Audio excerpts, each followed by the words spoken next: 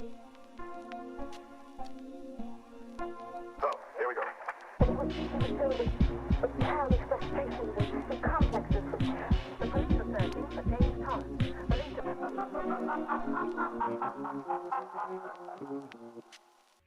Hello, hello. Hi. Hi, everybody. This is episode 7 of Midnight Movie Gang. My name is LC. My pronouns are he, him. I'm Courtney, they, them. Yep. And this is a podcast where we talk about movies, usually like cult cinema stuff. This is more of a mainstream movie we're talking about today, but it ain't a Star Wars and a Marvel. Yeah. It's a separate thing.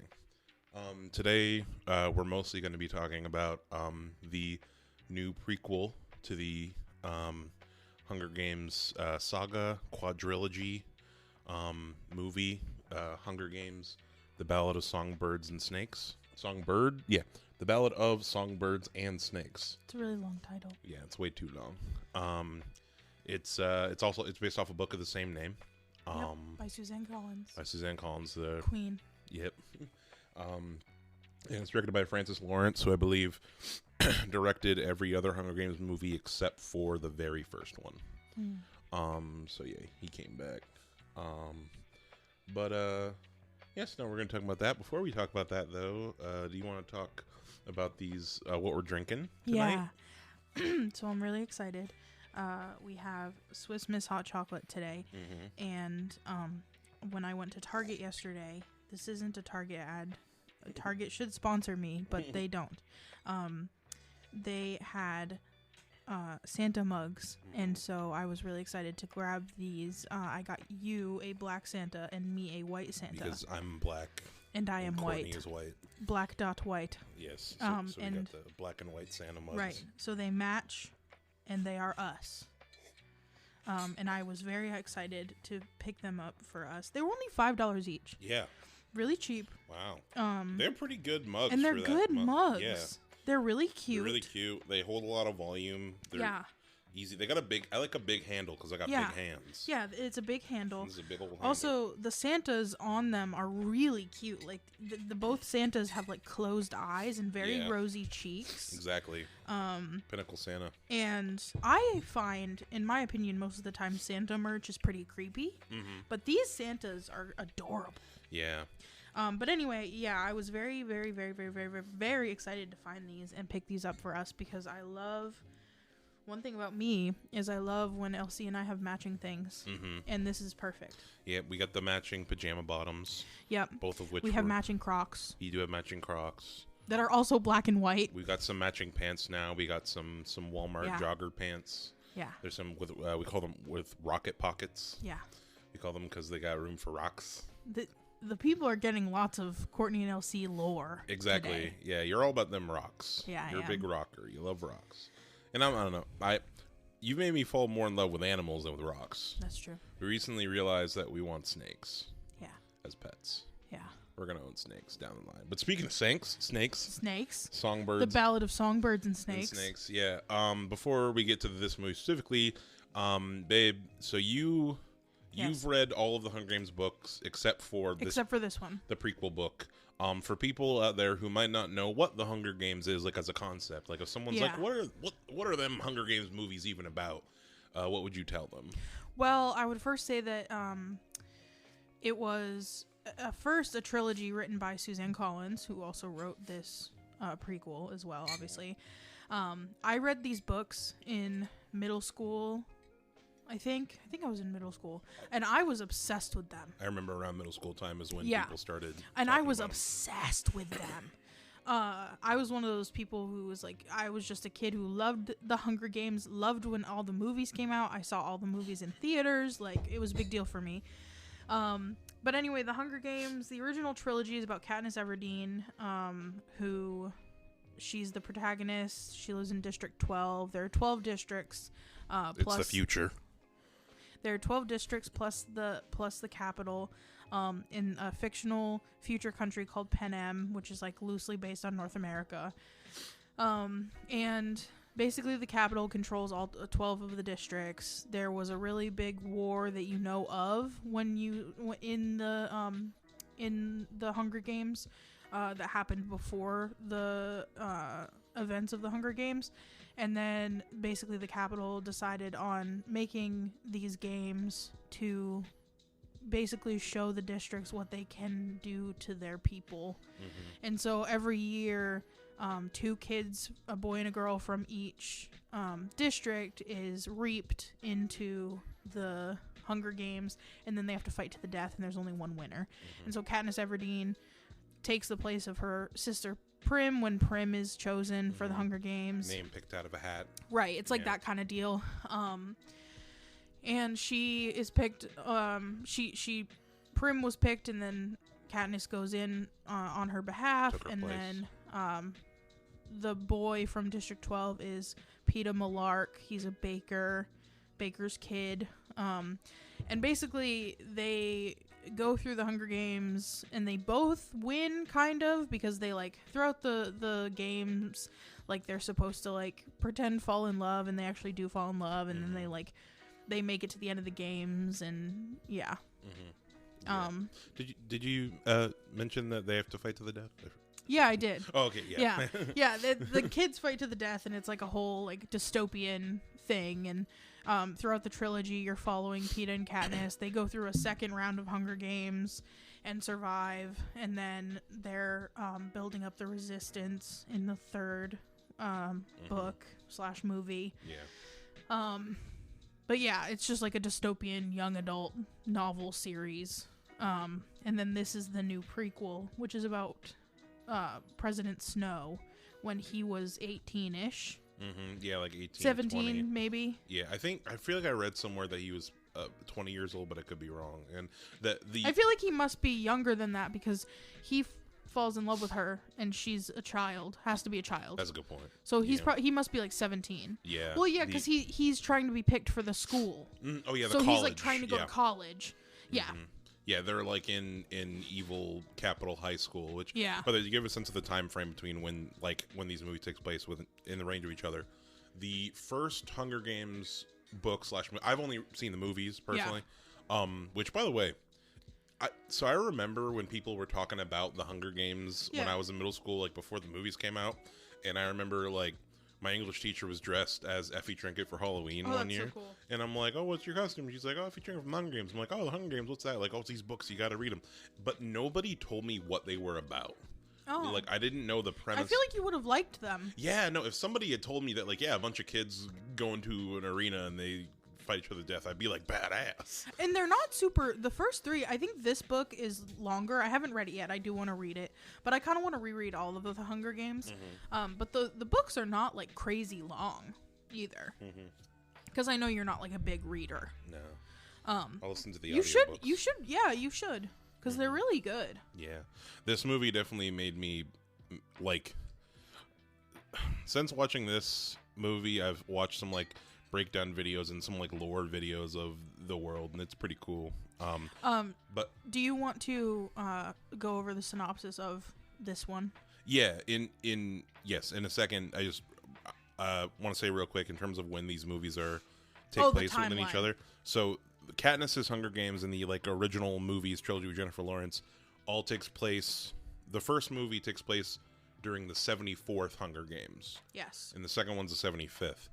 This new movie here about Songbirds and Snakes takes place during the 10th Hunger Games. Right. So it's 65, 64 years before the events of this movie. So yeah, so we can talk about this one now. So like, what's this one about?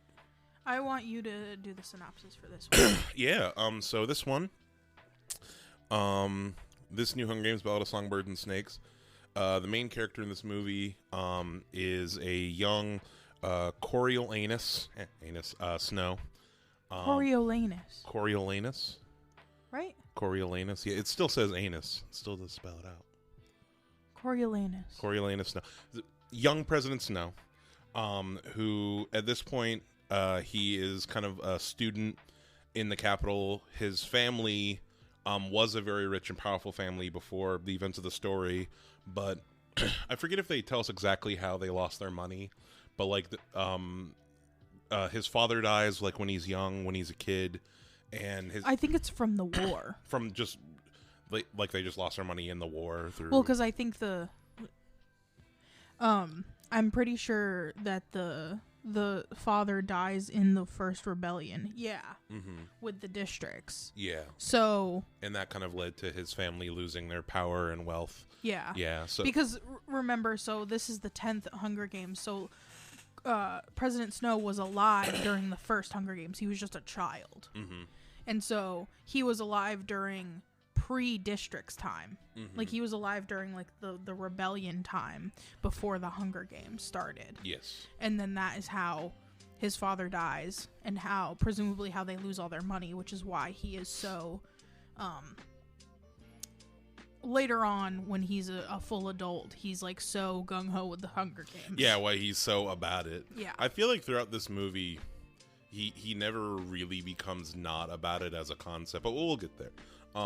But yeah, basically, so it starts out, so we see him as a kid, his father dies, his family loses their wealth and power. We kind of skip to him being about 18 years old. He's about to graduate Capitol High School, and he's living with his cousin, Tigress, played by Hunter Schafer. Sister. Sister? I thought they were sisters. I'm pretty sure they say, Tigress Snow, Coriolanus' older cousin and confidant. Oh. Yeah. Okay. They're cousins. So cousin, and then I believe his grandmother, who, she's like not all there. Like you can tell she's, Yeah, the tigress and him are taking care of her. Yeah. They live in this apartment, which it's a pretty big apartment, this place they got. Like it's it's not like super brand new. Like some of the, the paint on the walls peeling, and like, some appliances, don't work and stuff. But, they're kind of scraping by, trying to get together. And Coriolanus is about to graduate from Capitol High School, and he wants to get this scholarship called the Plinth Prize to go to, like, a university. I think they call it Capitol University. Yeah, it's something. Yeah, basically, like, the students, like, with the best student at this point, the best student gets the Plinth Prize. And then at their kind of graduation ceremony, it's revealed that there isn't going to be, like, there's an additional thing to get the Plinth Prize this year. Right, it's not just based on grades. Yeah, it involves, basically, this is going to be the first Hunger Games where the tributes are given mentors to try to guide them through, not just through surviving the games, but also just like through trying to make it more of a show and make them more of a spectacle. Make them more of a spectacle and make it more of a media.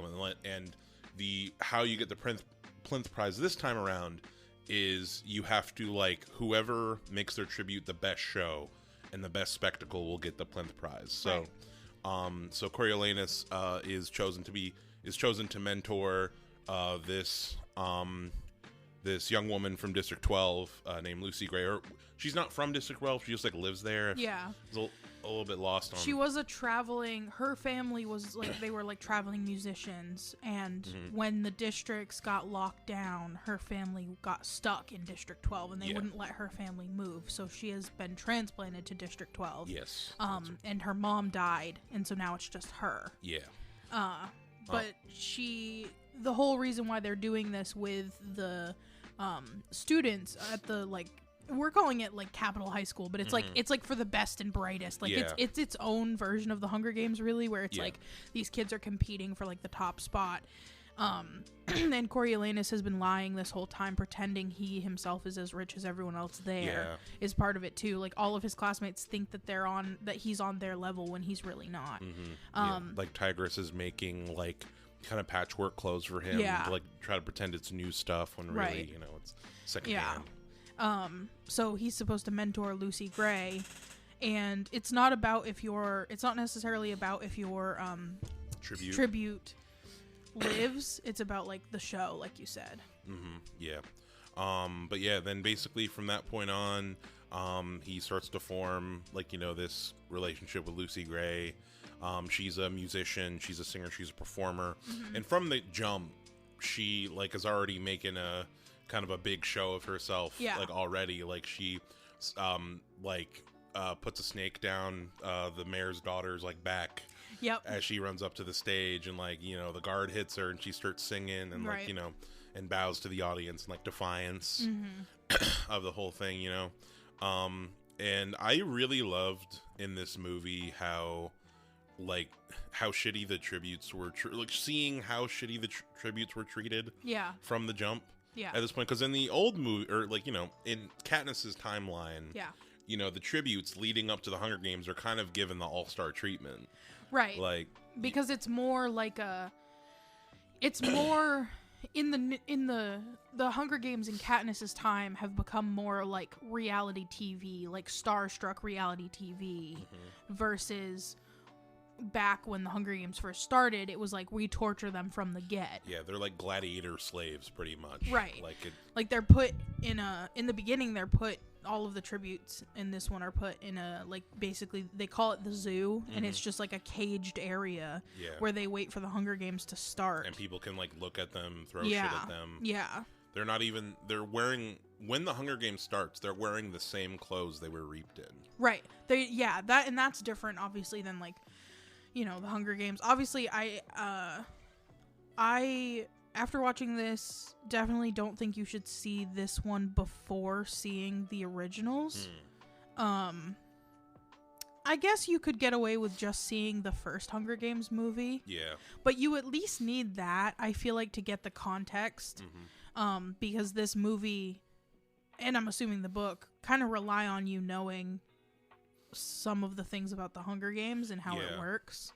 Yeah, a little bit. I mean, there's a brief explanation in this movie as to exactly what the Hunger Games is. Like when Peter Dinklage, which our man, I love him, Peter Dinklage, when he shows up, who in this movie he plays the guy who basically created the Hunger Games, like him with the idea of it. You know, he comes in drinking, and then, you know, he explains basically, you know, every year, you know, 12 kids from each, or 24, 2 kids from each district are brought in. Right. But yeah, no, this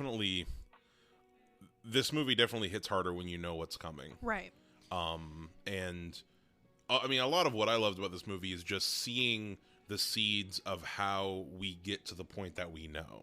Right, and that is one thing I really like about it too, because when Katniss is reaped for the Hunger Games, and she's transported, she gets Haymitch as her mentor, and she's transported to the capital in like the fast train, like the monorail train, and she's given all new clothes all the time. She's in a different outfit every time she's seen publicly. It was cool seeing how, like, basically Coriolanus Snow builds the spectacle that we then get to 65 years later with Katniss. And that was like kind of the whole thing, is the reason why they wanted the kids to be mentors to the tributes starting in this year was because people started to not care as much about the games, and like people were losing interest in the games because it was just like brutal shit and then it was over every year. But they wanted to make it, the game makers wanted to make it more exciting basically for viewers. Yeah, because people stopped watching. Right. Because like and they talk about it directly in this movie where Coriolanus was like, you need to get people to care about these people. And like we see that a lot with Katniss and Peeta, how there's a whole mythology built up about their relationship. Like from the get, Effie and Haymitch are like, we're building a narrative about you to make it so that people like see you as these star-crossed lovers and like are cheering for you, because that's the way you get donations, that's the way you get gifts, that's the way that like you make it in the games, and also the way that you can make the biggest impact in a rebellion type way. And that whole concept was basically built by Coriolanus, because before him, the games were just quick, brutal, like kids died, that was it. Yeah, like go home, we're dropping you in a big concrete circle. Right, and then you're going to fight to the death, and then that's it. It ends in like 15 minutes. Yeah, exactly. It was crazy how like quick they expected the games to go in this particular movie, because the OG, it's days. Yeah, no, in Katniss's timeline, it's like multiple days of the Hunger Games were expected to go. Whereas in this, you know, you see Lucky Flickerman, like, you know, looking at his clock, like, oh, I'm going to have to cancel my dinner reservation. Right, because he literally thought it was going to take an hour, because it usually does. Exactly. Another factor with that, too, in this movie is that the arena, pretty early on, like, it's destroyed. And this is pretty cool. Like, the rebels, like, blow up the arena. Or they say they did. Or, that's what they claim. as far as like it could just be. I guess it is insinuated that's propaganda thing in order to do that. And yeah, leading up to the Hunger Games, which basically this movie's pretty long. It's almost 3 hours. Yeah, it's like 2 hours and 40-something minutes. The first act is setting it up. Coriolanus, him and Lucy Gray kind of getting to know each other, setting up, and then seeing how the other students from the Capitol High School are trying to mentor these kids. Yeah, because they have no basis to go on, and also we know later on. Mentors are survivors. Like Haymitch did the games. Exactly. But it's not like that. Yeah, in the Katniss timeline, it's like the survivors from at least one. We don't know if it's more, but it's victors from your district are your trainers. Yeah. At this point, there hasn't been enough Hunger Games for it to even get there, though. Right. So, yeah, that totally makes sense. Also, they mention in this movie that the only people that ever win are districts 2 and 3, 1, 2, and 3, because those are the districts that have the biggest hand in like making the arena and stuff. Because at this point, the Capitol doesn't have the same infrastructure that they have later when Katniss is alive, like during Katniss's time period. Because during Katniss's time period, the Capitol has a shit ton of money and a shit ton of resources and a million game makers. Like. In this movie, there's only one real game maker, and it's Viola Davis's character, who's like, what's her name, Dr. something? Dr. Gall or something? Yeah, she was cool as fuck. Volumina Gall. Yeah, she was crazy. She was cool. She was like a crazy evil sicentist lady. But she was a lot of fun. Usually, like in Katniss's timeline, there's like a lot of game makers. They're all in that room together. They're in the big room. There's one head game maker. Yeah. Which, see boy Plutarch in Catching Fire. At this point they're just like there are just not a whole lot of resources devoted to the Hunger Games. Like It's real. I love the experimental kind of lo-fi. Yeah, we're still figuring it out kind of vibe that's in this. Which it's fucked up to say just in terms of like how messed up it is, but like it's really interesting. Well, it's cool when you compare it to the OG Hunger Games because. By the time that Katniss is in the Hunger Games, they've had 60 years to figure it out. And they figured it out really well, and they know what sells now. And, like, they're able to have all of these resources go to it. It's like the Super Bowl. Like, if you compare the Super Bowl now versus, like, I don't know, like the third Super Bowl, like, the resources are unimaginable. Exactly. And it's literally like that. It's down to a science at this point. Yeah. Earlier, I was gonna compare it to the Oscars as far as like we need to up the ante to make people watch. Right. Yeah, but So we do the Hunger Games. The Hunger Games happen. It's the whole second act of the movie, pretty much. Like it's divided. That first act is, the setup, get to know. Then it's the Hunger Games, and then after the Hunger Games happen.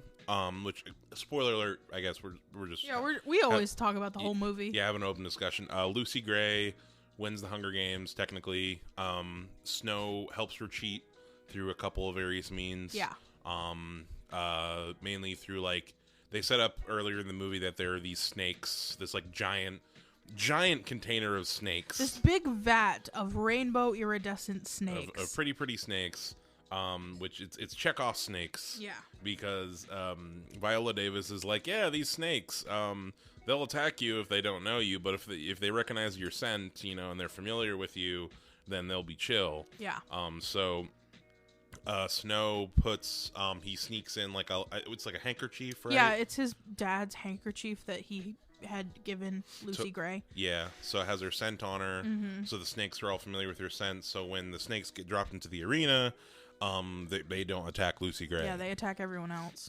Exactly. So she wins. And then the whole third act of this movie is basically like, Snow gets found out by Peter Dinklage that he cheated. Yeah, because he did the handkerchief thing, and then he also gave her his mom's compact filled with rat poison powder. Yes. And she sprinkled that into some water and then also on another tribute. Yeah. And it caused them to die. Exactly, yeah.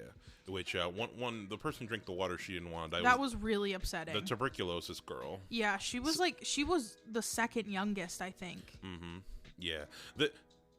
The tributes in this movie, it was so sad because, like, I feel like you know, in the OG Hunger, so I feel like a lot of the tributes that we saw in Katniss's Hunger Games from the first movie, were kids who, for the most part, had like trained for this. Yeah, You know, I mean, the exception is Rue. and Rue, of course, yeah, But you need the motivation of Rue dying yeah, in order to, like, that motivates Katniss. Like, she's a plot tool. yeah, exactly. But with the exception of Rue, yeah, it's like the rest of them are like quote unquote capable teenagers. Yeah, or at least I feel like the ones that they focused on in the first movie, like it was like the kids from District 1 and 2 were seen as the real threats. And you don't get. I feel like in that first movie you don't get like as much of the innocence. Yeah. Aside from Rue. Yeah. In terms of these tributes, because like a lot of these tributes, like one kid doesn't have an arm, and like one of them's dying of rabies. One of them's dying of rabies. You know, there's one like little girl who like doesn't understand what's going on really. Yeah. You know, and fucking, and then in Catching Fire, obviously they're all adults because it's the previous. But that one, I would argue that Catching Fire has more sad ones, because like sad tributes than the OG, because Mags in that and one, because in Catching Fire, it's like double not fair because the Capitol just decides that they want it to be like a victor's Hunger Games. Mm-hmm. Which like makes it all double not fair because these are already like the most traumatized people who have survived the Hunger Games at least once. Mm-hmm. So, yeah. Yeah, extra super not fair. But yeah, the tributes in this one were really sad. There was the sick girl, and there was the tribute that was also from 12 with Lucy Gray, who he protected her from bats. Had protected her from bats on the transport train and got bit, and he had rabies, which was like a whole thing and was really sad. But that was another aspect of like how the games were not technical at all. Like they had like sick children. Yeah. Like some of the children were ill. They brought in versus like in like Katniss's crew, everyone's at least physically fine. Mm-hmm. And beforehand, they're like given the training and like the best tools, and like their health is monitored. Right. Like, you know, like they get prepped before going into the games, like as much as, you know, is allowed. Where in this movie, it's literally like they're just thrown in. Right. Like there's a girl that like the implication is she has tuberculosis. Yeah. Like fully just like coughing her ass off the whole game. Just coughing that movie. She lasted longer in the games than I expected her to. Yeah. Yeah, but I guess the other contestants, the other tributes were going for the bigger threats at first, I guess. Right. And a lot of them hated Lucy Gray, so they Yeah. were like ganging up on her. Went up on her, yeah. I was really scared of I forget her name, the character, but the ginger girl who, the red hair girl who she was like the ringleader of the group. She was leading like the pack in the games. Yeah, she was really scary. She was. Do you want to describe what happens in the third act? Oh yeah. So the the third act of this movie deals with what happens to Snow after it's found out that he helped Lucy Gray cheat, or he cheated for her, I guess. Yeah. He gets banished to basically be Peacemaker. a peacemaker. I was gonna say peacekeeper. Peacemaker. Is it I think it's Peacekeeper. I think it is Peacekeeper. Because it's Game Maker Peacekeeper. Yeah, Jessup develops. Right? I got the Wikipedia page open. For anybody who wants to do a podcast on like movies or whatever, Wikipedia is such a useful tool. Peacekeeper. He gets sent to basically be a peacekeeper, grunt, soldier, stormtrooper man in District 12. And he gets sent along with his buddy, Sejanus, Sejanus Plinth, who's another student in bitch. Yeah. He's a punkette. Like he's another student in the Hunger Games. And here's the thing. Everything he's saying is true as far as like, so this character is like openly, from when you first meet him, super anti-Hunger Games. Which I agree with. Yeah, like but he also, like, his money comes from them. Yeah, like I think it's like his father donates money to the games or whatever. Right. Like, he's like every rich liberal arts student you've ever met, where it's like, he says, eat the rich, but not my family. Yeah. And then he also just doesn't actively do, like, he has the power and the influence to actually be able to take a stand and do something. But and he doesn't. You know, he doesn't because like it's hard. Right, it's hard, and it would hurt. So he doesn't. He volunteers to be a peacekeeper with Snow to go out to District 12, and you know he's doing so. He's like, I'll be more useful on the ground, being a medic. Here I can actually help people. You know, because it's like, it's just because like that's just the instant thing. That's something that anybody can do. You know what I mean? As far as like, or at least anybody with able body. It's just like, but yeah, he has the influence, the power. He has the family, you know, name to be able to do something, and he's an annoying character. Yeah, he just doesn't do anything. Because like, while I normally would agree with him politically as far as like, yeah, let's not have the Hunger Games. Let's like treat people with respect and kindness and whatever. Like, yeah, I agree with all of that. But he's, you know why? It's because he's a liberal, not a leftist. Yeah. That's the problem, is that he doesn't want to use his own family money for good. Because at the end of the day, he's still going to be loyal to whatever gives him, like, a nice apartment. Mm-hmm. And, like, he's not willing to do any of the groundwork that it would actually take to change the system. Because that would be hard for him. And it also would mean that his daddy would cut him off from the family fortune. Which, like, he wouldn't stand by. Mm-hmm. But yeah, when Sir Janus goes to District 12 with Snow, he's like, yo, I'll be a medic and like things will be great. And then that's not at all what being a peacekeeper is. Like, being a peacekeeper is like, you're a cop. You're a cop. Yeah. And cops are bad. And all he does is stand there with a gun while people are hanged at the hanging tree. Mm-hmm. And like, he tries to conspire with some people and then gets them killed. Mm-hmm. And freaks out about it. And freaks out about it because he's a bitch. I didn't think anyone was gonna get hurt. Well, and that's the thing too, is he's not like helping anyone by doing this shit, but he thinks he is. But yeah. Yeah. So so Janus and Snow get sent on District 12. He runs into Lucy Gray, who sees her at this like bar pub venue performing in District 12. Snow does, and they basically at this point in the movie kind of just begin their relationship. And this is crazy because it's like this is the third and final act of the movie. Yeah, you know, is them kind of like, you know, starting to fall for each other a bit more, and you know they kind of want to like they want to have a life together, you know. And basically, yes, Snow interrupts a meeting between Sejanus and some rebels, which one of the people, you know, some people doing rebellion activity, including the mayor's daughter. Yep. Snow ends up shooting the mayor's daughter. Like, she's like trying to run away, and like there's like a spat, like a relationship thing with like some people. And basically Snow ends up killing some people, and gets involved with it, and him and Lucy Gray go on the run. But not before he records a conversation, Snow does, that he and Sir Janus have about the rebellions, and Sir Janus like helping the rebels, or he's gonna try to like sneak some people out of Panem, I think is what they're talking about. Like sneak some people away. And Snow records it and sends it to Viola Davis, pretty much, because he's a snitch. Because he's a snitch, bitch, narc ass. Yep. And basically, while him and Lucy Gray, we'll talk a little bit more about theories about the ending, but there are some parts to me that kind of like felt a little unclear as far as like him and Lucy Gray have run away. They're in this cabin, and then Lucy says that she's going out to get some food, right? Yeah, she's going to pick the Katniss. Yeah, the Katniss plants. Yeah, the Katniss plants for some food, and she's like, "I'll be back in a minute."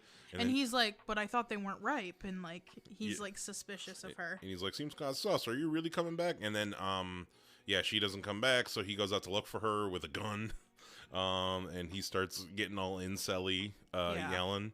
And he thinks he sees her in the woods. And this is the point in the movie where I kind of want to talk about this. Yeah. This now. So we saw this at this movie in theaters on Friday, and we had a really funny experience watching this movie. So during this scene, this like really pivotal, tense scene where he thinks he's got his gun cocked and he thinks that he sees Lucy Gray out in the woods. Yeah. The screen just went black. Yeah. In the theater. So we thought that I thought for the first 5 seconds that the movie was over. Yeah. And that I thought it was like roll credits, you know, and you're just supposed to assume that he killed her. Yeah. And then that's it. Yeah. But then the screen just stayed black for a while, Yeah. and people got confused in the theater. For like 5 minutes. My favorite was the dude behind us who was like, so he becomes President Snow. Yeah. But then like a couple people went to go get like a worker, and they told us that we could move theaters, but there weren't any assigned seating. There was a power outage in our screen. And they asked us to move to different theater, and that there was no assigned seatings, and it felt like the Hunger Games. Yeah, because we had to run to the next theater. We had to run to the next theater with our snacks, and we were going. Yeah. And yeah, no, it was really funny. I thought something bad was gonna happen at first. I know. When the pause kept happening, I was like, "Are we gonna die here?" I was like, "What's going on?" What's happening? Yeah. Because we live in America. Exactly. Yeah, but no, when they resumed, and then when we got to that other theater, there wasn't enough seats for everybody. Yeah, so they had to do a third theater. Yeah, but we got them good. We got the recliner seats. We did, which was nice. But anyway, so after the movie resumed, the Mockingjays all start singing the Hanging Tree song, the Rachel Zegler rendition of the Hanging Tree song, and Snow starts shooting at all the Mockingjays and stuff. And then basically he goes back to Viola Davis, and she basically says like, yeah, we're paying for your college, and yeah, because he won the Plinth. He won the Plinth Prize. Yeah. And she's like, hey, I'm going to take you under my wing to basically, get you ready for the big political things in the Capitol, because throughout the whole movie, basically he starts like planting these ideas about like what the Hunger Games could be and what we know they eventually become. And the movie ends with him talking to Peter Dinklage's character, who it's like High Bottom or something. Yeah, I don't. When we're in theaters, it doesn't have subtitles, so I like can't tell what things actually are. Exactly, I can't remember exactly. Yeah, Casca High Bottom, Peter Dinklage's character.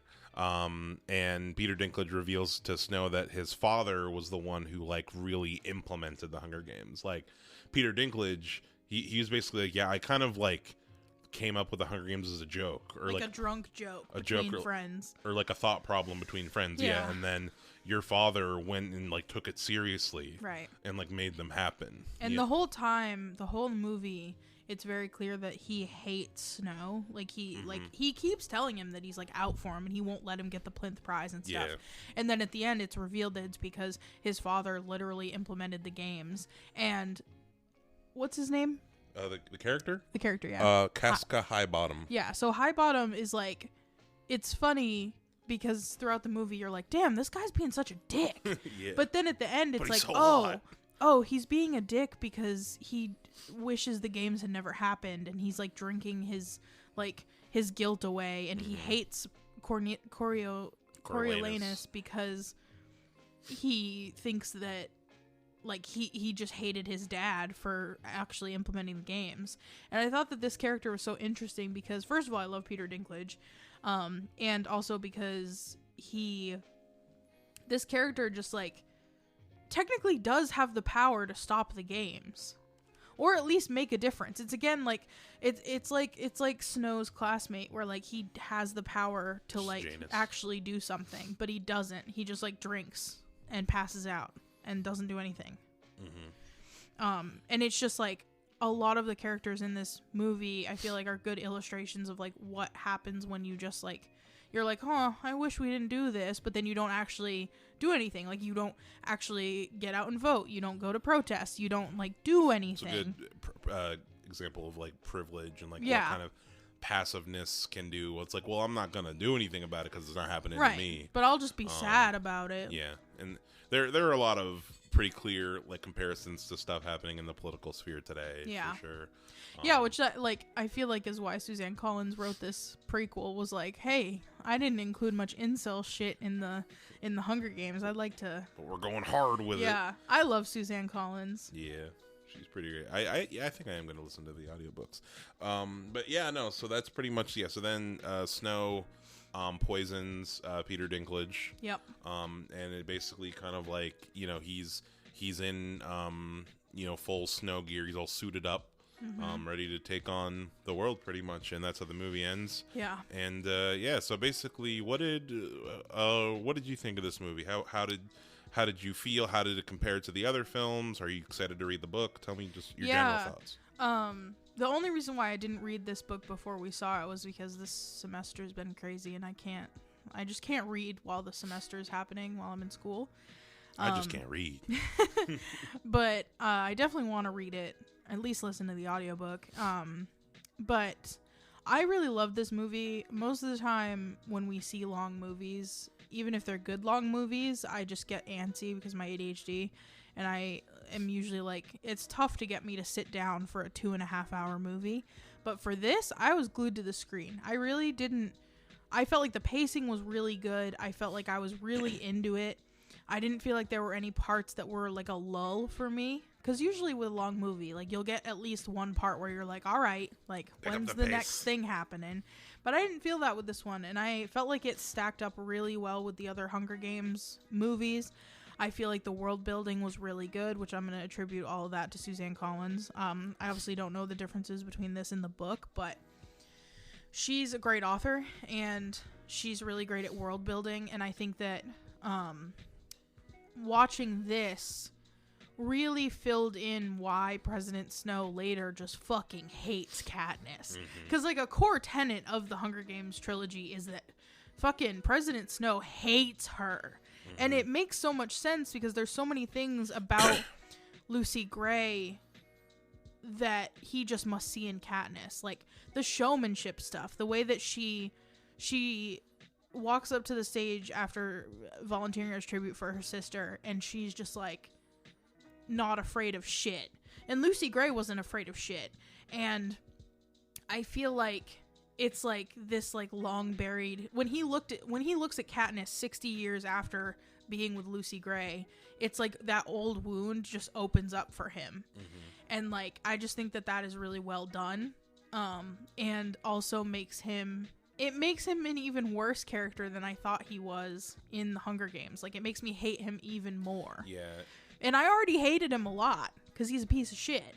But like this proves that he's even more of a piece of shit because he had so many opportunities in like through the events of this to realize that like, no, the Hunger Games is bad. Like he had the personal connection to Lucy Gray. He had all of these experiences that you would think would point him in the direction of like, we need to stop this. But instead he builds his whole career on it.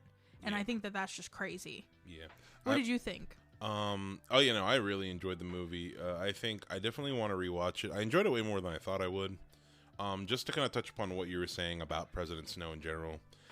I feel like they did a really good job in this movie with his character in that, like, he's a bad person who wants to do good things, but at the end of the day, he's, like, pulled towards the dark side. Yeah. Like, I saw a lot of, like, we talk a lot of times about big Anakin. Big Anakin vibes of her. And I'm a big fan of a character like that, who it's like, what happens when somebody is, like, trying to go against their dark nature? Because at the end of the day, like, what he wants is that he craves power and he craves control over people. Yeah. You know, and you see that at the end of the movie, like, in, you know, when there's a little scene where he has to rescue Sir Janus, like, from the arena because his dumb ass, like, went to the arena or whatever. Yeah. During the Hunger Games, and, you know, like, he snaps and kills one of the tributes when he doesn't have to. Yep. Like, he already, like, subdued them, knocked them out of the way, but he went back and, like, bludgeoned him to death. Yep. You know? And then at the end of the movie, as soon as, like, he has, like, a little bit of doubt about Lucy Gray's intentions, like, he starts, you know, talking shit, like, all I did for you. Yep. Like, everything I did, and, you know, that... And he grabs the gun. Like, and, he's immediately like, I'm gonna kill her ass. If she doesn't want to be with me, I'm gonna kill her. Yeah, you know, because that's just, like, that's who he is, you know? And throughout this movie, like, you know, you see him try to do right by, like, you know, his family, take care of his grandmother and his cousin, you know, trying to, like, do the right thing. That's just not in his nature. Yeah. And I thought that was really cool. And as far as, like, the movie goes, my favorite thing about this movie personally to me is, which is also the most interesting thing about really this franchise and the concept to me, is just, I really loved how they executed, like, the actual Hunger Games themselves in this movie. Yeah. And how brutal it felt, and just how, like, you know, it gave me the same feeling that Battle Royale gave me, as far as, like, Battle Royale, people don't know, it was a 2000, it came out in the year 2000. It's a Japanese film with a very similar premise to the Hunger Games, as far as, like, you know, a bunch of kids are thrown onto an island, and they have to kill each other till one is left. That's like an R-rated, like very violent kind of movie. And I feel like this movie captured like just how truly like how much these kids are victims, in a way that I think the first movie didn't for me. Yeah. It's like it didn't focus enough on just how innocent and how like these kids are just victims of this terrible political system. It's just and just how dirty it all was. Yeah. And there were just some great moments too. Like this one tribute, I forget what district he's from. I think his name is Reaper in the movie. They call him Reaper. He finds his tribute. I think the tuberculosis girl. Yeah. That he ends up game with finds her dead, and then he brings all of the dead tributes to the center of the ring, and then goes and grabs like the giant flag off the wall and like covers them up, and he does this kind of I forget exactly what he says, but it's a real gladiator, are you entertained moment kind of thing. Right, it's like a what now? Yeah, just like what at the camera. Yeah. And it's just a really powerful moment to me. But yeah, no, overall, like I really dug the journey of the characters. I like how complicated the story was in terms of, the twists and turns. I thought that Tom Blythe, who plays Snow, was great. I thought Rachel Zegler, who played Lucy Gray in this movie, was also great. Her accent at first kind of got to me. Yeah. A little bit weird because in the trailers they don't really show any of it, but she's got this real, exaggerated Southern accent throughout the movie. You know, I'm gonna win Hunger Games, sugar. Kind of thing. But we both got used to it pretty quick. Yeah. But no, I thought her character was really cool, and I would love I like how I didn't even think about it till after the movie until I started watching stuff, but the idea of she was also manipulating him the whole time. Yeah. In the same way, it's she's not dumb in the sense she's working him to get an angle on it too, Well, right, because she wants to live. Yeah. It's just different.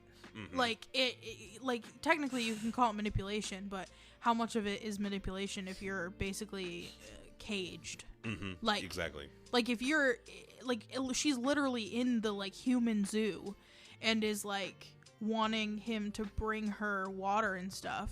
I guess you could call that manipulation. Yeah. But it's out of so much necessity that I don't think it's the same as the way he uses her, because he fully uses her. Absolutely, yeah. Just he takes full advantage of the power dynamic. It almost reminded me of what you're talking about. It almost kind of makes me think of Ex Machina, the robot. I forget Ava, her trying to work Domhnall Gleeson to get her out of there. Right. But yeah, no, I really enjoy this one. It's personally to me, it's my second favorite. I think about the rankings of the movies. Mm-hmm. Catching Fire is still number one for me, as far as a movie's just so good. Yeah. But yeah, this is definitely a close number two, for sure.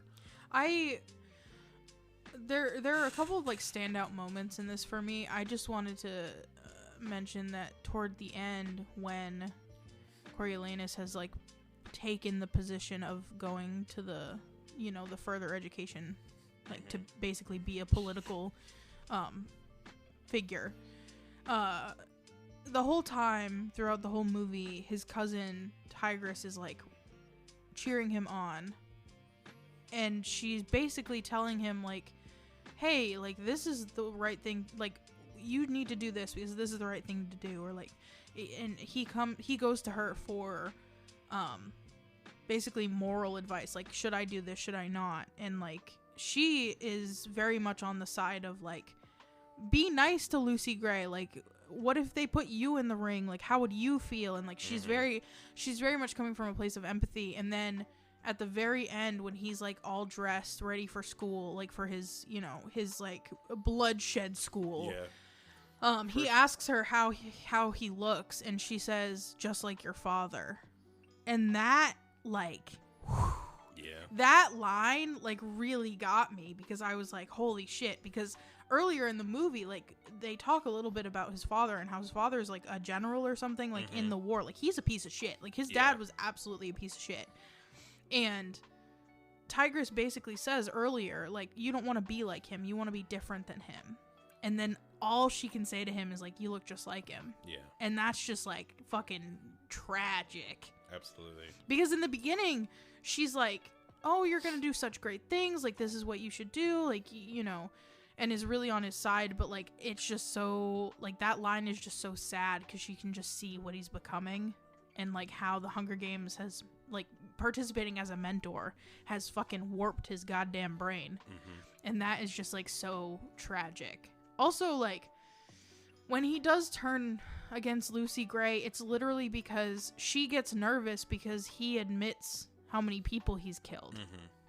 And she's getting nervous because she's like, this is not the person I thought he was.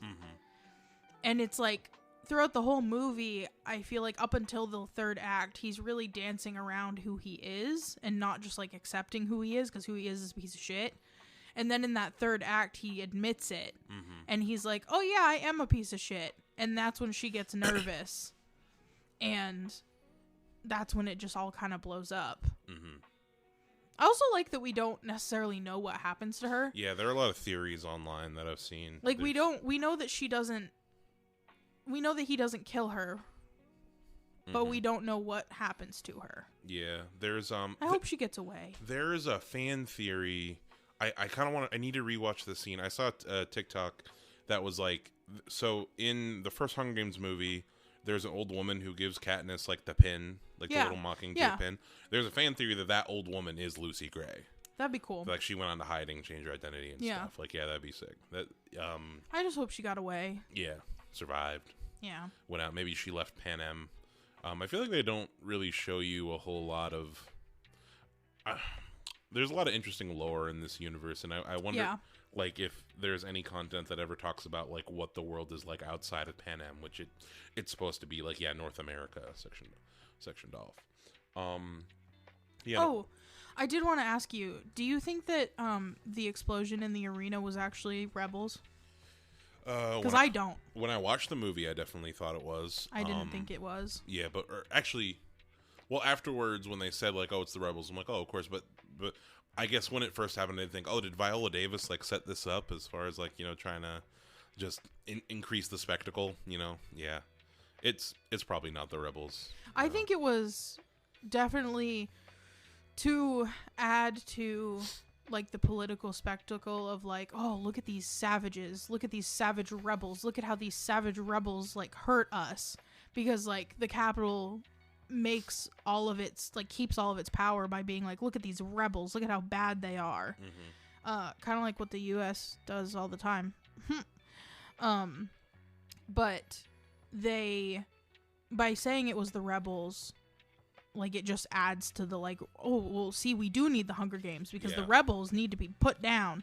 And like with all wars, children are the victims of war, which is like basically the Hunger Games. Like the whole allegory is that children are always the victims. Yeah. But I also, sorry, go ahead. I just didn't think.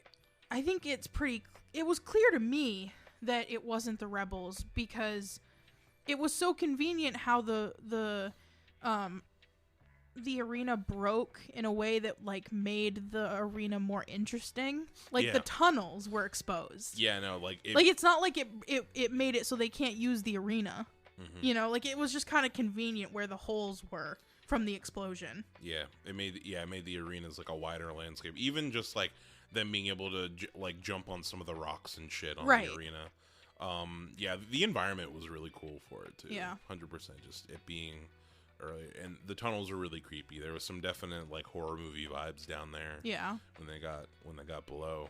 But yeah, I just wanted to say, it made me think of another line I really liked in this movie at the end was when Snow said to Viola Davis that like the world is an arena. Like as far as like the Hunger Games doesn't just end at it. It's like every day you're trying to get ahead of the next person and like figure out who you can screw over to get you, or at least that's how he views the world. Right. And it's just really interesting, and like they talk about it in like the later movies, and something what is it, I think it's in the first Hunger Games where Snow talks about how the purpose of the Hunger Games is that in order to snuff out rebellion or like to be able to like keep people under subjugation, is you have to give them hope and then take it away. Right. And that's what the Hunger Games is. Like, it's an artificial way to make people believe in something and to give people, like, a symbol of, like, you know, feeling like they can do something and then just taking it away. And every year doing that and repeating that cycle is what keeps people, you know, underneath. And it's just a really, you know, disgusting but really powerful kind of, like tool in the universe, you know. Which is what we see him come up with in this movie. Yeah, like you see the seeds of that. Yeah. I wanted to ask about, were there any particular performances or characters in this movie that were big standouts to you? People that, like, you really liked, or, like, actors you want to see in, you know, or characters you want to know more about, or actors you want to see in more things? Yeah. I thought that Rachel Zegler was great as Lucy Gray. Like, you did mention that accent. It did throw me off a little at first, but I think it was good overall. I think her performance was really good. Viola Davis, always incredible in everything, but I really liked her character because her character was crazy. I love her. But she was just like a crazy doctor lady, and she was really cool. But I really liked Hunter Schafer. Schafer? Is that her last name? Mm-hmm. She's really cool. From Euphoria. Yeah, from Euphoria. And this is the only thing I've seen her in besides Euphoria. Yeah, there was there's been it's not a rumor, but a lot of fans slight side, they announced that they're doing a Legend of Zelda movie TV show. Really? Like, oh yeah, I thought they're doing a live action Zelda movie. It's a movie, I remember now. Oh, that's cool. And they have a director attached and everything. It's West. Is Hunter Schafer Zelda? People want her to be Zelda. She'd be such a good Zelda. Yeah, no, she'd be fucking great. But I saw a TikTok where, like, one of the interviewers asked him, like, have you heard that the fans want you to play Zelda? And she's like, oh, I would love that. I don't know if that I would be could. Such a crazy role. Yeah, no, that'd be sick. But it's gonna be directed by Wes Ball, who directed the Maze Runner movies. Oh, cool. Another behind this, which when I heard that, I'm like, I think that's a great fucking choice. Yeah. Like that first Maze Runner movie, I can totally imagine, like you know, the way everything like kind of looked old and ancient. You know. Yeah. Dylan O'Brien is Link. I don't know. Oh no. We'll see. But no, all that we know is the director. Okay. And we don't even have a timeline. Like, it's just basically they're in pre-production. Oh, if she was Zelda, that'd be so cool. But I really loved her as Tigress. Tigress? Yep. Yeah. I thought that her performance was really good. I love how her voice, she's so soft-spoken, and I think that like lends itself really well to this role because she was just like supporting her cousin, and like I just really loved her in this universe. She reminds me also she had a little bit of an Effie presence. Yeah. Of like the way Effie is just like, I don't know, just the vibe. Yeah. You know? Just Effie vibe. She is in this movie, she's like a fashion designer and right. thing. And then the character of Tigress appears in, I think, the first Hunger Games movie as like I don't remember. She's like, yeah, it's been a long time. Well, she's like in the fashion world. Katniss talks to her for a minute. And 1 second. And I've seen a lot of that on TikTok too. Tigress, Hunger Games. Katniss talks to her for a minute. She's like, why do you look like that? And remember her? Oh. And, you know, she basically is like, yeah, he turned me into this when President Snow said that I wasn't pretty enough, or something along those lines. But yeah, her character is in the that's crazy. Original Hunger Games, yeah. But yeah, gotta rewatch it now. Making connections. I really loved her in that role. I would love to see her in more things, especially as a lead. In like her as Zelda would be perfect. She looks just like her. Yeah. Like she could play Zelda so good.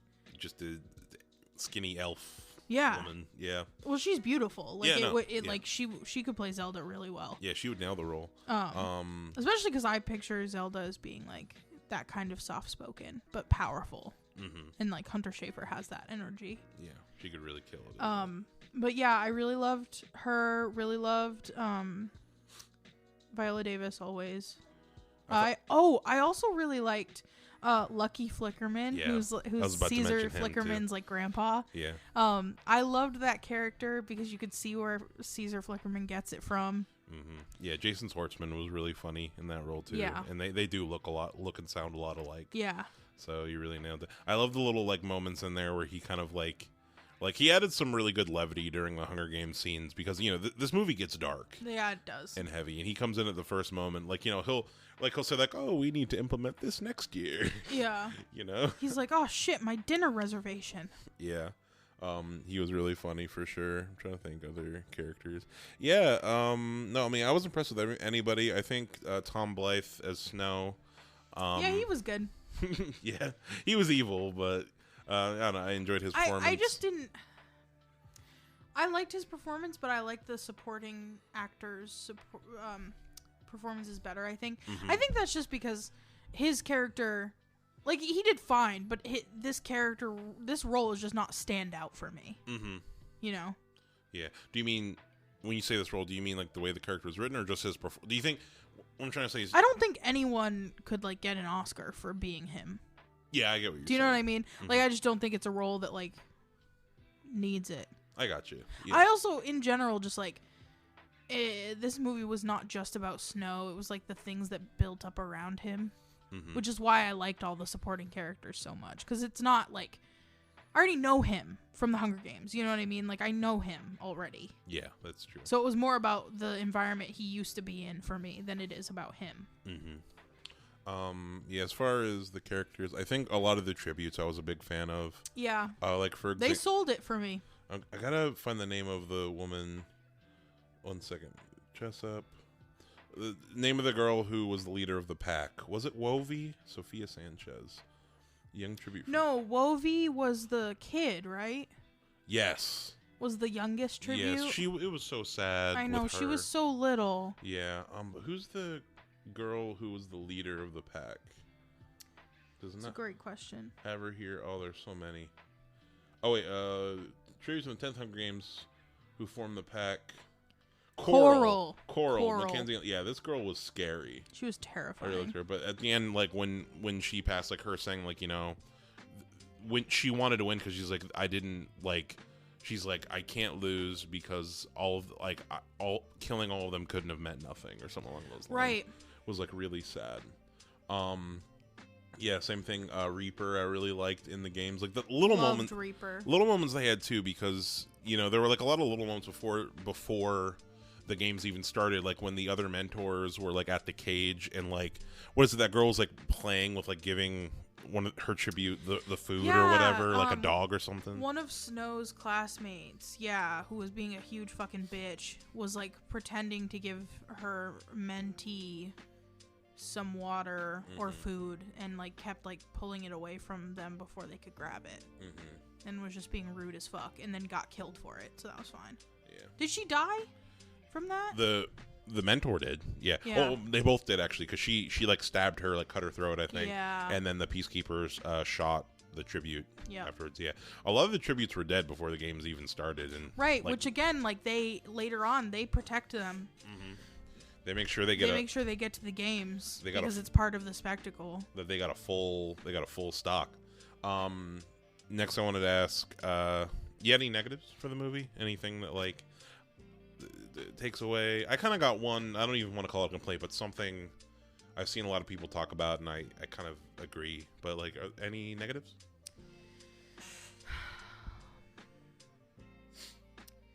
I don't think about the movie itself. Just more about like the rating system for movies. Mm-hmm. Cause like I feel like, what was this, PG-13 probably? Yeah. Yeah. An R-rated Hunger Games would be sick, but it's called Battle Royale. Right. Well, here's the thing with that though, is like there was like a little kid in the seat in front of us. Oh yeah. And like I just feel like, I don't know, I feel weird about the way we rate movies in general, and I don't know what the solution is. Because I'm not in a position to, figure that out. But like, so I don't know. It just feels weird. You think it was too violent for younger audiences? I mean, I feel like that if I had seen that at that kid was like 7. Yeah, there were a lot of little. I feel like that kid. I feel like if I had seen it at that kid's age, it would give me a lot of nightmares. So I was thinking about that a little bit during the movie. I guess. I wonder if it has a higher rating in like other countries, because a big element of it too is that like like at least with like the American rating system, Yeah. in terms of like how when we say rating, we're talking about like the rated G, PG-13, Yeah. like the audience thing. The MPAA cares way more about like sexual content and like Than violence. content of explicit nature rather than violence. And I know at least in Australia it's a big thing. Games that are like rated, they have a different, they call it something else, but like rated M games, like in America, if a game is like rated for mature, are just not allowed in Australia. Like you can't get Grand Theft Auto in Australia.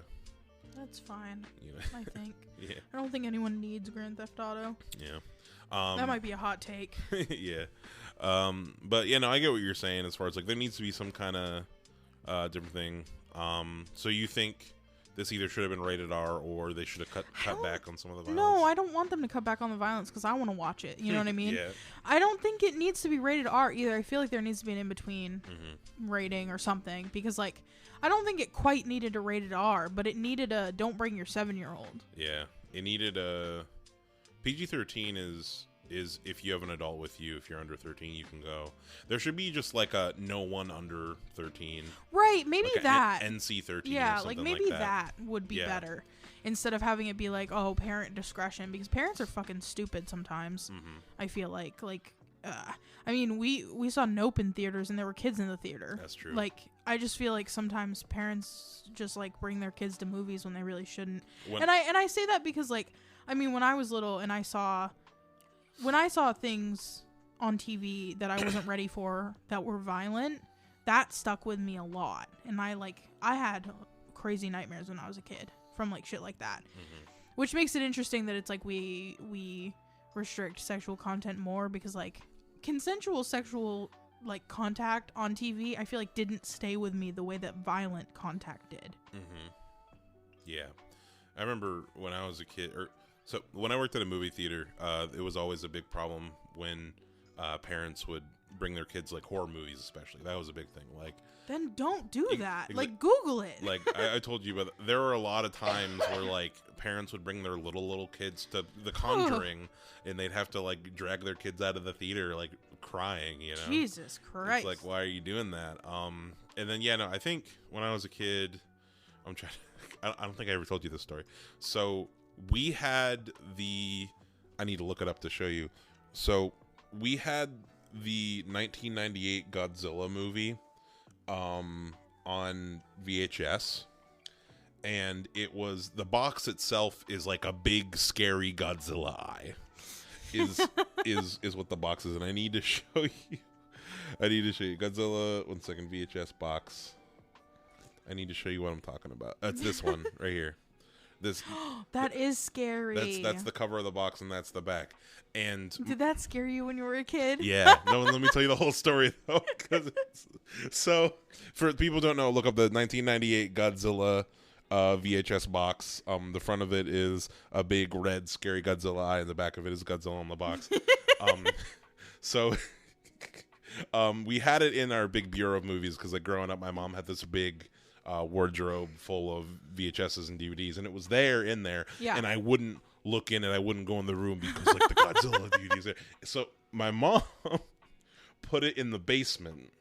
When you entered our basement, there was like a little shelf like above, like when you first enter the stairs, and my mom put it up there, and I would see the side of the box, and it would just say Godzilla in the basement, and it'd be like, nope. And every once in a while, my aunt, would position it so that the eyeball was staring at you, and you were in the basement. Cold. So if my mom would ask me, like, Elsie, can you grab this in the basement, or could you bring this down to the basement? I'd open the door, and sometimes I'd see the Godzilla eye, and I'd freak the fuck out. Oh my god. Yeah. That's so funny. Yeah. But yeah, I remember being a little kid and like the cover of a scary movie was enough to just like give me nightmares. Being scared of stupid shit like that. Similar. This wasn't as scary. The cover to Alien was also kind of scary. Yeah. Just the it's egg like with green the light. backlit, right? Yeah. Mm-hmm. Yeah. But no, I think the movie that I saw when I was a kid that was too much for me was the first Alien. I saw the first Alien way too young. Yeah. And I begged my mom to watch it. Like, I was like, please, I want to. Please, I need to be traumatized. It's called Alien. I need to know what's going on. That's and so funny. I didn't sleep for the next Right. day or whatever. Or like in Independence Day, the alien reveal. The not the reveal, but the dissection scene. Yes. I skipped past. I love that scene. That scene is badass. So cool. It's funny how a lot of things that like I was really scared of as a kid, as far as like gross like creature scenes in movies. Yeah. Or like Jeff Goldblum's The Fly. Oh, that was one I saw way too early too. The Fly gave me lots of nightmares. Yeah, no. One second. What was a movie that you were too young to see that scared you? Well, my mom always had all of the Saw movies like on DVD in our DVD cabinet thing. Oh, no. And so I had a similar thing with like the cover. So on the cover of one of them, I think it's a hand with the fingernails. Yes, I remember. remember. The fingernails are all fucked up. Are all cracked. Yeah. So whenever I saw that one, that like freaked me the fuck out. Like the cover. Every time I saw the cover, that scared me a lot. I also whenever we went to like Walmart or whatever, we would like pass by the whenever we would pass by the electronics department, like if my mom was like looking for a movie or something, I used to like go to the horror movie section just to, like scare myself a little just from looking at the covers. As far as like movies that I saw too young, I feel like I saw more like shows and stuff too young. What was the show that you saw too young? I just like crime ones in general. Like, I saw a lot of crime shows, like, probably too young. Yeah. Because they used to be kind of graphic. I don't know if they still are, because we don't watch, like, cable TV. Yeah, we don't watch, like, New Law and Order or whatever. Right. But, like, I feel like the old, like, CSI, when they used to do... I don't know if CSI is still going on, but, like, CSI Miami, CSI New York, all of those were, like, really popular and stuff. And, like, those ones were really, like... Some of the scenes were pretty graphic for me, I think, when I was really little. And would scare me a lot. But, I can't really think of, like, a particular movie that I saw too young. Why do you think that... I feel like as little kids... At least I remember... I would want to watch that shit. Look who I want to know. Oh, It. It. Oh, yeah, Pennywise. Yeah, Fuck the Pennywise. OG one. Yeah, the original... The Yeah. miniseries from the 90s. Could you call it a miniseries if it's only 2 episodes? No. Technically, yeah. But the It 90s Yeah. It, yeah, those really were super scary. Yeah. I honestly find... to this day, that version of It more scary than the new It. Yeah. Personally, I think the Penny, because I feel like new Pennywise. Go ahead. I just realized I saw Nightmare on Elm Street too early.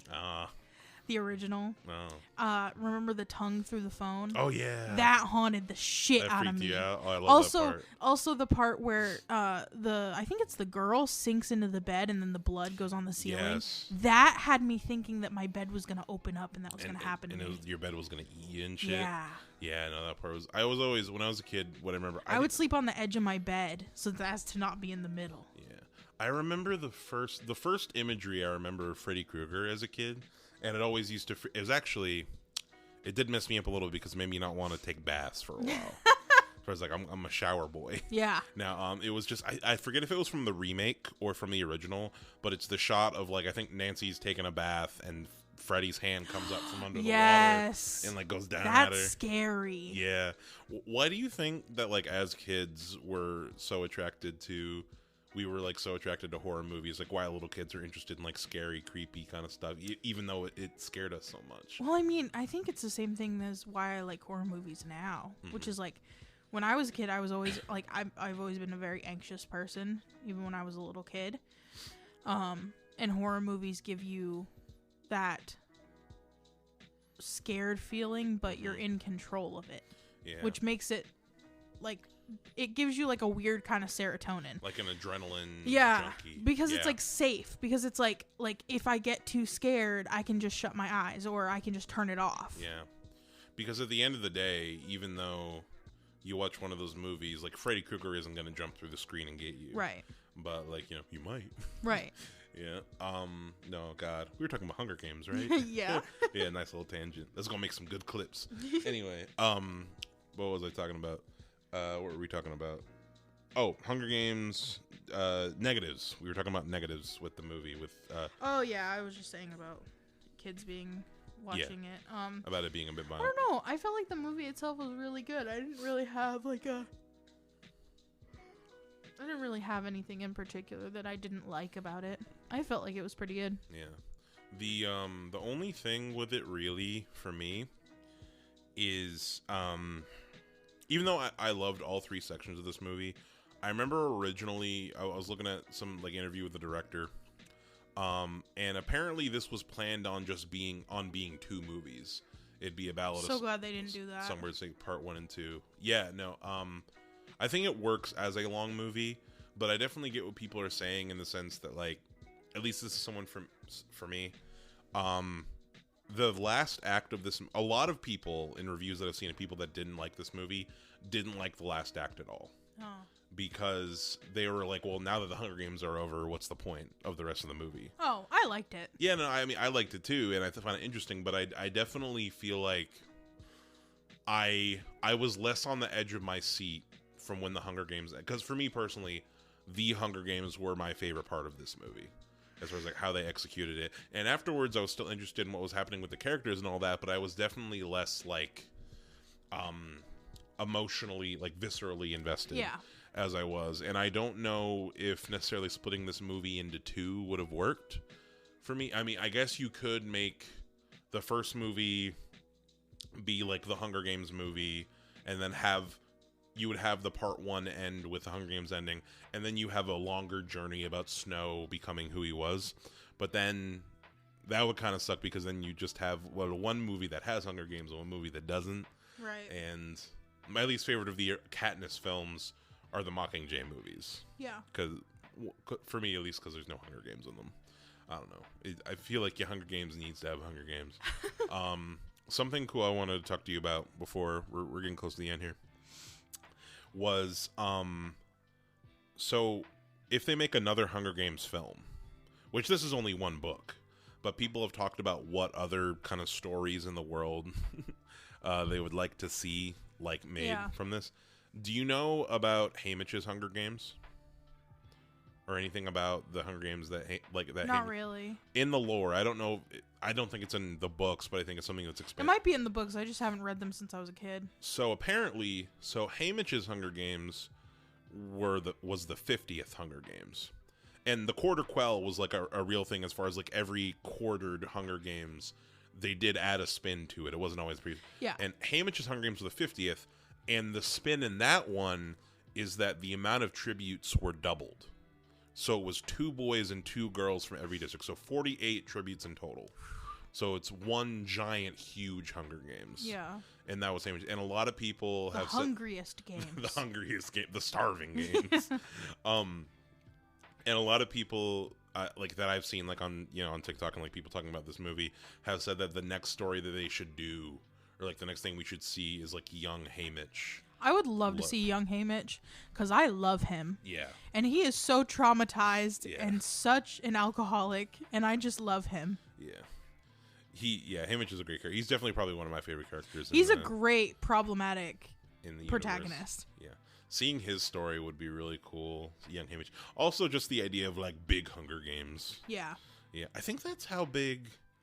I forget how many kids were in the Battle Royale, but Battle Royale was bigger than 24. I remember exactly how many.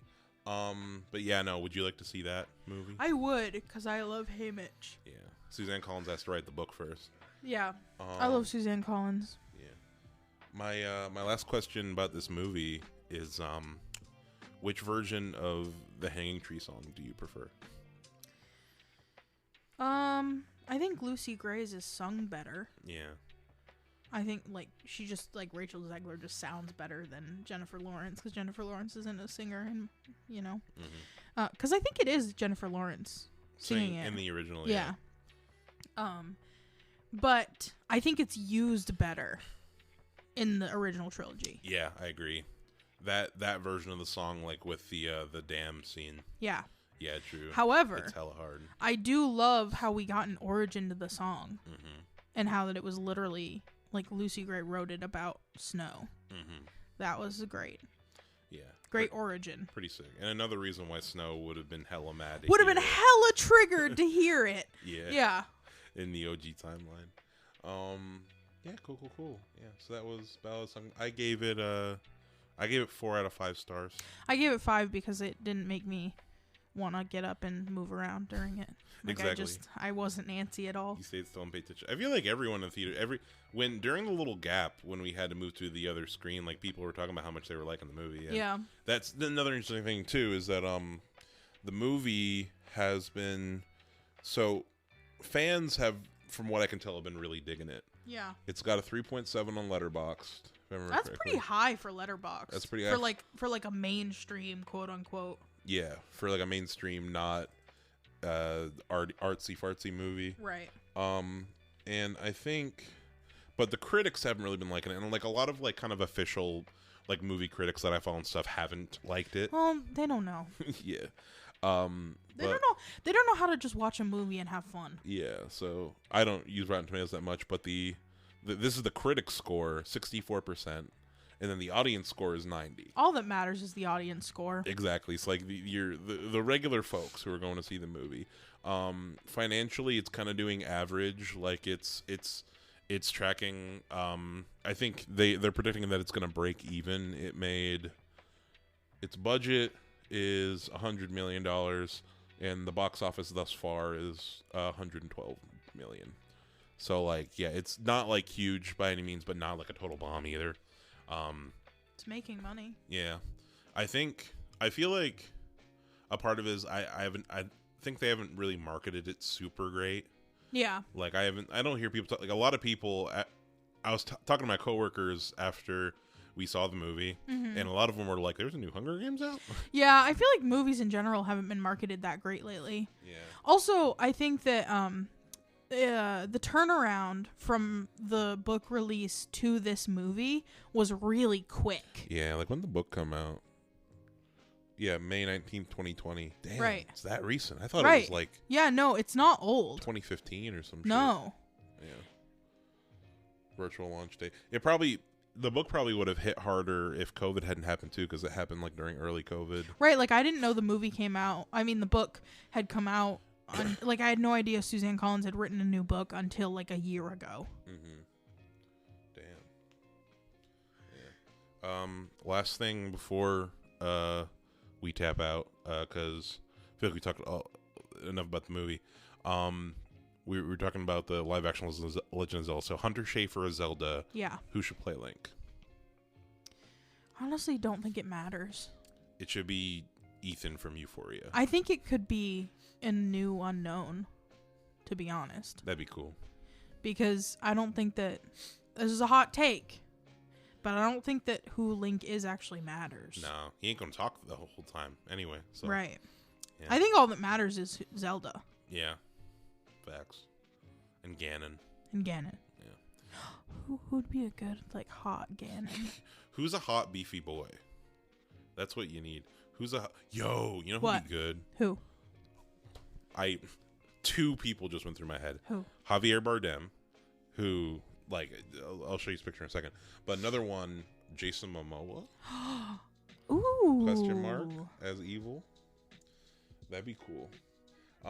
Yeah. I as far as who's plays Link, I've heard Tom Holland's name thrown around a little bit, which they just put that boy in everything. I know.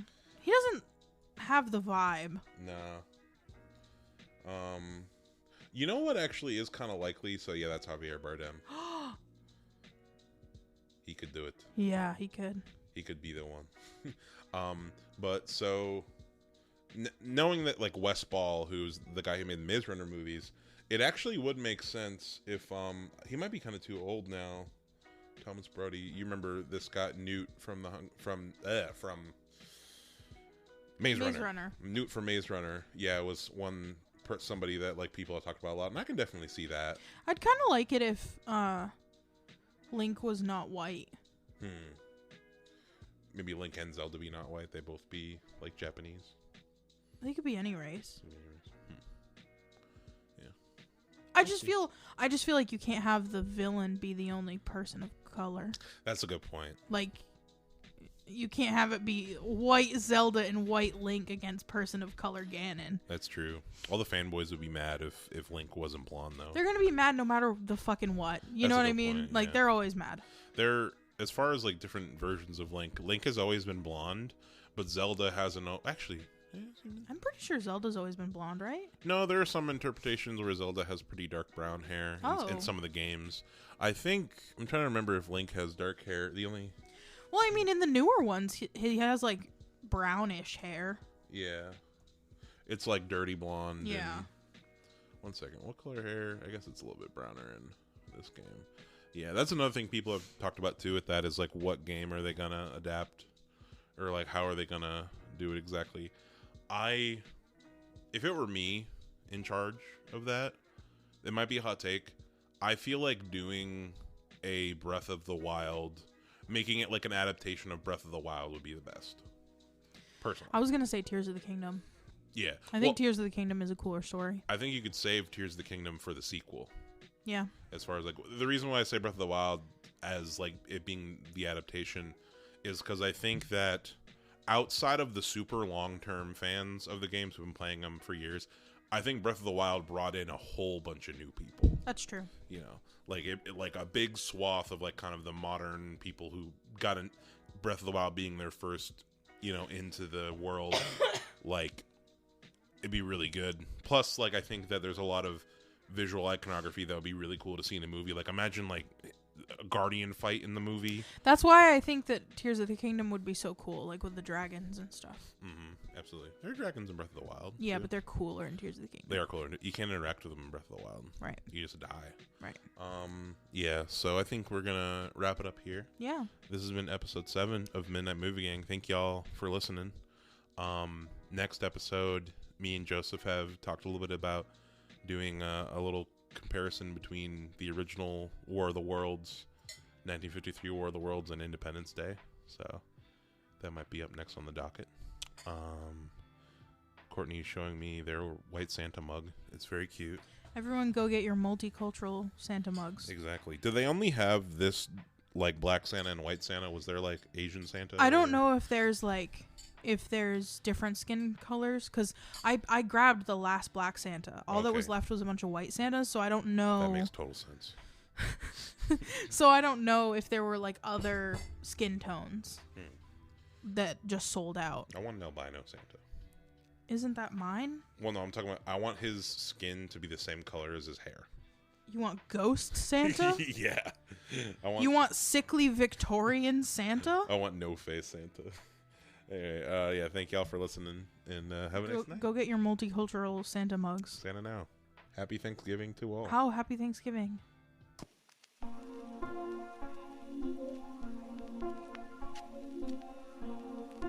So, here we go. What you can feel with childish frustrations and complexes which the police are searching for James Thomas, believed to be the lover of Miss Williams, and her partner in the horrible murder of Walter. We grant everybody that I'm here to hold on. Oh, please tell me where this going. Please tell me. Sorry, I don't know. How hopeless could I got in here? Please get into Albany on 6 o'clock train 290. What do you mean, Special agent. Special